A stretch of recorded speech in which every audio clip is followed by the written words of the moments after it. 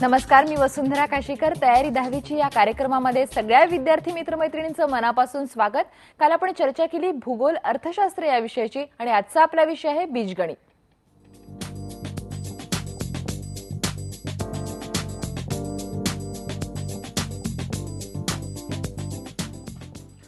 बीजगणित या विषयावर बोलण्यासाठी आज आपल्या बरोबर आहेत मुंबईच्या IAS दिगंबर पाटकर विद्यालयाच्या उपप्राचार्या रश्मी सहस्रबुद्धे.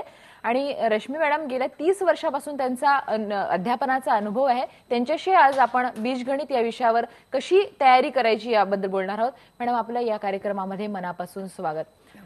सगळ्यात पहिल्यांदा सर्वसामान्य जो विद्यार्थी आहे, बऱ्याच विद्यार्थ्यांना हा प्रश्न असतो की गणित जमत नाही आणि गणित म्हटलं की एक अंगावर भीतीचा काटा उभा राहतो. आणि आता तर एकच महिना उरलेला आहे परीक्षेला, म्हणजे 5 मार्च पासून परीक्षा सुरू होते. काय सांगाल, कशा पद्धतीने अभ्यास करायला पाहिजे आणि नेमका कुठल्या धड्यांवर भर द्यायला पाहिजे? आता 10वीची पूर्वपरीक्षा पण झालेली आहे, त्यामुळे साधारण मुलांना SSC बोर्डाचा पॅटर्न काय आहे हे माहिती झालेलं आहे. आणि त्यानुसार ज्या मुलांना भीती आहे विशेषतः नापास होण्याची, त्यांना बीजगणित हे खरं म्हणजे वरदान आहे. कारण भूमिती हे त्यांना जमत नाही आणि दोन्हीचं कंबाईंड पासिंग असल्यामुळे बीजगणित आणि भूमिती याच्यामध्ये बीजगणितामध्ये ते नक्कीच हमखास जर व्यवस्थित अभ्यास केला, प्लॅन करून अभ्यास केला तर पास होण्यापुरते मार्क मिळवू शकतात. आणि दोन्ही विषय मिळून त्यांना ते अगदी ते खात्रीने पास होतील असं माझं म्हणणं आहे. नक्कीच मॅडम, अभ्यासक्रमाबद्दल काय सांगाल की आपण बघितलं की बीजगणिताच्या अभ्यासक्रमात 11 धडे आहे. त्यापैकी कुठल्या धड्यांना कसे मार्क्स आहे आणि काय केलं पाहिजे नेमकं आता या वेळात त्यांनी? आता बीजगणिताचं जर पुस्तक आपण पाहिलं तर त्या 11 धड्यांचं मी अशा पद्धतीने विभागणी करते की पहिली 1 ते 4 जी प्रकरणं आहेत ती बेसिक अल्जिब्रा, म्हणजे ज्याला अगदी पायाभूत गणित असं म्हणतो. आपण 7वी 8वी 9वी हे त्याच्यामध्ये शिकत आलोय. विशेषतः ज्याच्यामध्ये सूत्र पद्धती किंवा इतर अक्षरांची गणित, ज्याला एक्स ज्याच्यामध्ये अंतर्भूत आहे, अशी बीजगणित असल्यामुळे ज्यांना ते आवडतं आणि ज्यांना त्यांचा नॅक समजलेली आहे त्यांच्यासाठी ही 4ही प्रकरणं अगदी सोपी आहेत. म्हणजे थोड्याशा तयारीने त्यांना ती नक्कीच करता येतील.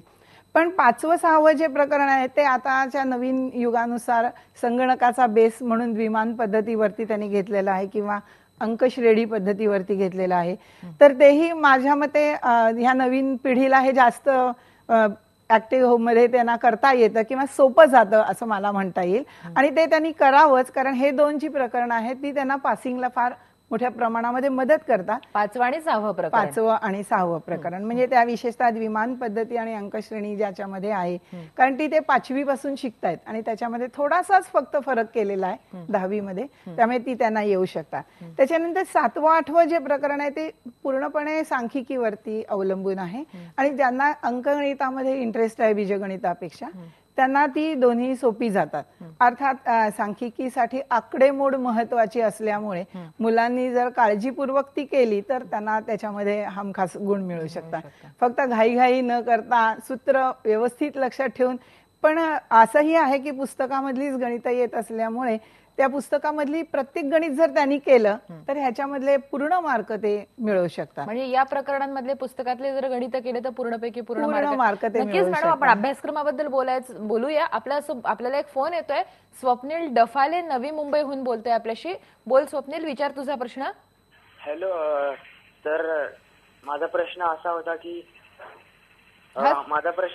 की हप्ता योजना 9वा धडा आहे ना, त्याच्यामध्ये हप्ता योजना कार्यपद्धती आणि कर्जाची परतफेड या दोन पद्धती आहेत ना, तर त्याच्यापैकी कुठल्या पद्धती कुठल्या गणिताला सोडवायची ते समजावून सांगा.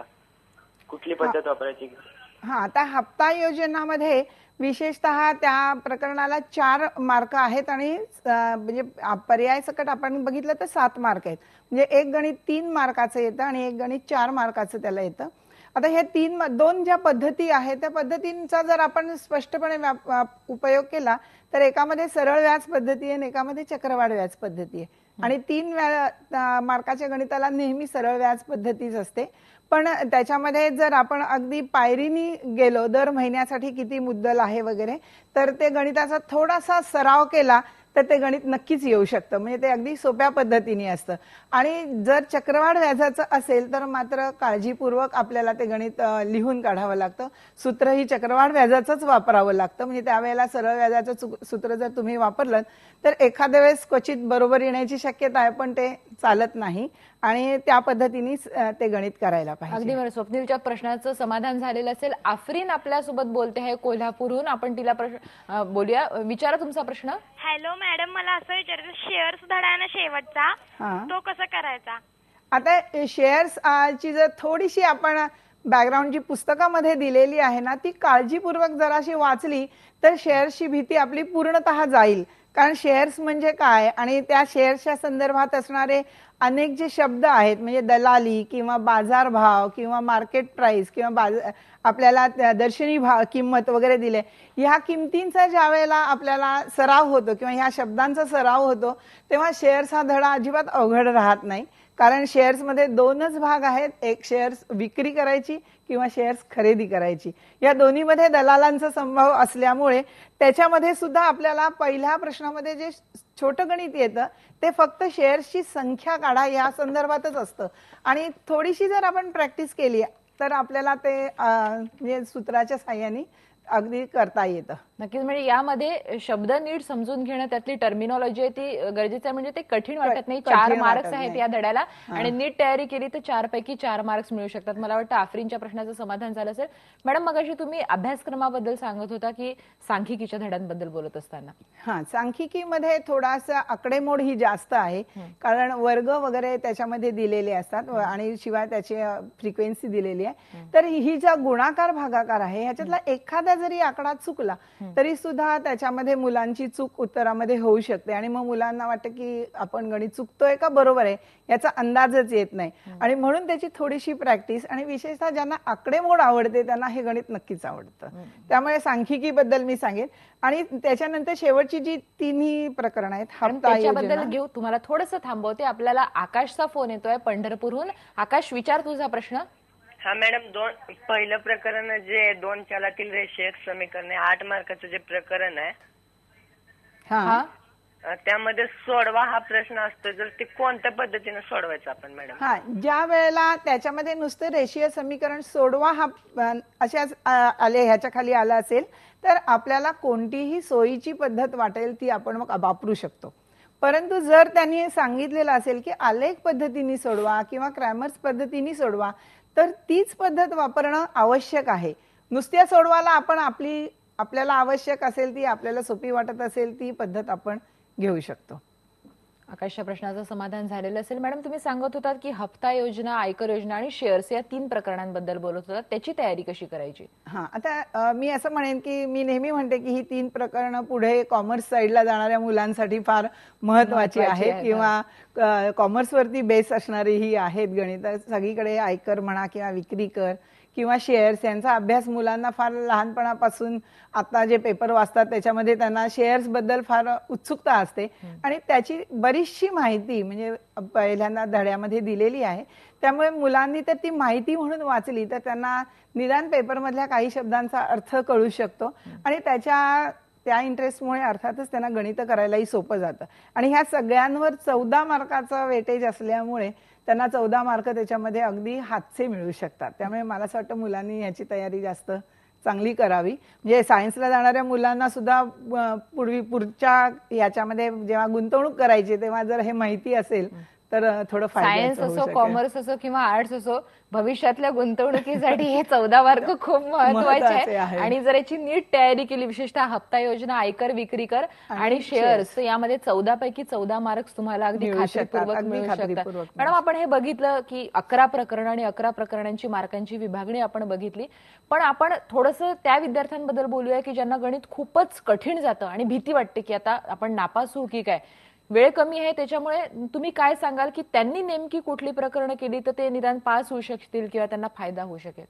आता मी असं म्हणेन की प्रिलिमच्या पेपरमधून त्यांना साधारण कळलंय जे काही थोडेफार मार्क मिळालेले आहेत ते कोणत्या प्रकरणावरती मिळालेले आहेत हे त्यांनी पहिल्यांदा शोधून काढलं पाहिजे की आपल्याला 1 ते 4 मध्ये मिळत आहेत किंवा 5 ते 11 मध्ये मिळत आहेत. आणि जर त्या प्रकरणात तुम्हाला निदान 2-4 तरी मार्क मिळत आहेत तर ते मार्क वाढवणं सोपं आहे. म्हणजे शून्यातून पुढे जाण्यापेक्षा ज्याच्यात तुम्हाला निदान 1 मार्क मिळतोय त्याचे 10 मार्क करणं सोपं जाईल आपल्याला. आणि त्यामुळे ते आधी मुलांनी आपल्याच पेपरचं विश्लेषण करावं प्रिलिमच्या परीक्षेवरून आणि मग ह्या एका महिन्यामध्ये कोणती प्रकरणं आपण घ्यावीत, कारण एक प्रकरण एकाला सोपं वाटेल तर ते दुसऱ्याला अवघड वाटण्याचं आहे.